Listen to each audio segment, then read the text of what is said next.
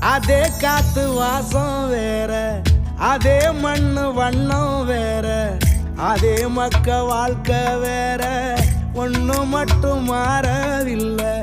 மத்த நாட்டு சுவையெல்லாமே ஒத்த வேலை உடைய போல, சுத்தமான நம்மூர் சுவையோ ஆத்தா தந்த உசுர போல. மூட்டி பாசம் கொட்டி சமைச்சது திண்டுக்கல்லு தலப்பா கட்டி, நெய்யூத்தி நேசம் கொட்டி இழுக்குது திண்டுக்கல்லு தலப்பா கட்டி.